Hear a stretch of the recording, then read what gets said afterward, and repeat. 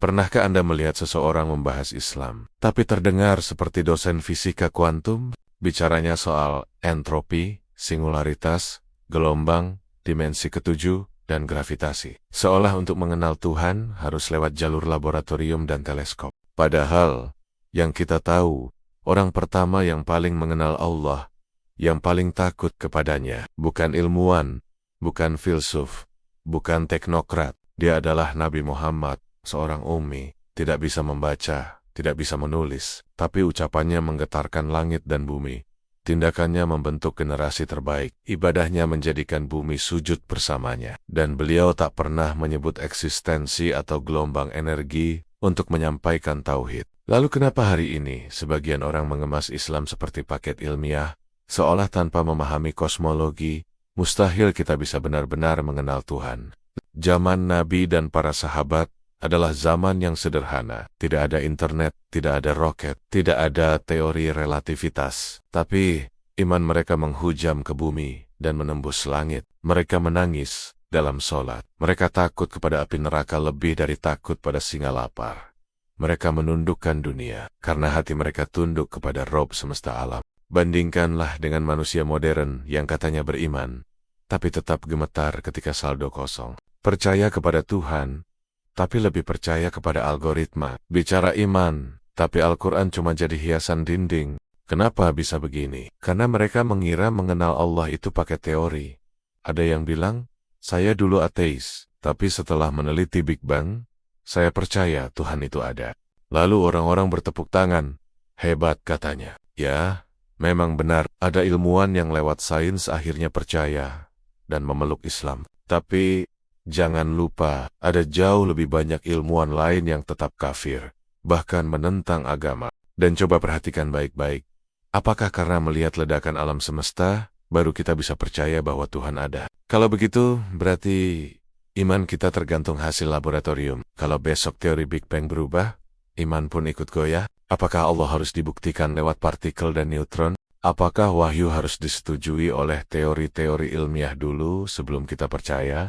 Kalau begitu, siapa yang jadi ilah atau Tuhan? Allah atau kesimpulan jurnal ilmiah? Islam datang bukan untuk disetujui oleh ilmuwan. Islam datang untuk menundukkan akal manusia kepada wahyu. Karena akal itu lemah, terbatas.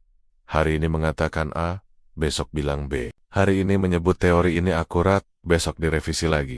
Tapi wahyu adalah cahaya yang tak pernah padam, tak berubah dari dulu hingga kini. Allah berfirman, apa yang dibawa Rasul, ambillah, dan apa yang dilarangnya, tinggalkan. Tidak dikatakan, kalau cocok dengan teori ilmiah maka ambillah. Dulu, para sahabat masuk Islam bukan karena diagram DNA, bukan karena membaca teori ruang waktu, tapi karena hati mereka jujur, fitrah mereka masih hidup. Hari ini, kita diajari bahwa iman itu harus rasional. Tauhid harus bisa dipahami secara logis. Kalau tidak sesuai dengan prinsip fisika modern, maka perlu ditafsir ulang. Hati-hati.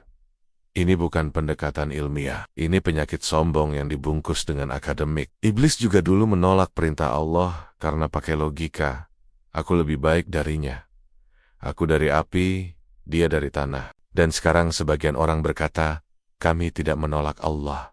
Tapi kalau tidak sesuai dengan prinsip kosmologi modern, ya kita pertanyakan, apa bedanya? Kita bukan anti-sains. Sains bisa mengantarkan seseorang kepada keajaiban ciptaan Allah, tapi sains hanya jadi alat, bukan tujuan. Kalau alat itu justru membuatmu sombong, maka itu bukan cahaya, tapi hijab. Ilmu yang bermanfaat itu bukan yang membuat orang berdebat di kelas, tapi yang membuatnya menangis dalam sujud. Ilmu yang benar adalah yang membawamu semakin takut kepada Allah, bukan semakin ingin mengutak-atik syariat. Jangan heran kalau banyak lulusan luar negeri, profesor ternama, ilmuwan bergelar segunung, tapi ketika dengar azan, tidak bergerak. Ketika dibacakan ayat, tidak menggigil. Tapi ketika bicara seminar, mereka lantang dan penuh percaya diri.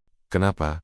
Karena hatinya sudah dibungkus teori, dan ketika hati dibungkus teori, maka tak akan bisa disentuh oleh wahyu. Allah tidak butuh kita menjustifikasi wahyu dengan fisika. Kita yang butuh wahyu untuk menyelamatkan akal kita dari kesombongan dan kesesatan. Jika hari ini kita masih mengira bahwa iman sejati itu adalah hasil riset laboratorium, maka kita telah menjadikan teori sebagai Tuhan dan agama sebagai pelengkap. Dan itu bukan Islam. Islam itu wahyu, bukan wacana. Islam itu tunduk, bukan debat. Islam itu sujud, bukan seminar. Islam itu ketundukan, bukan kesombongan akademik.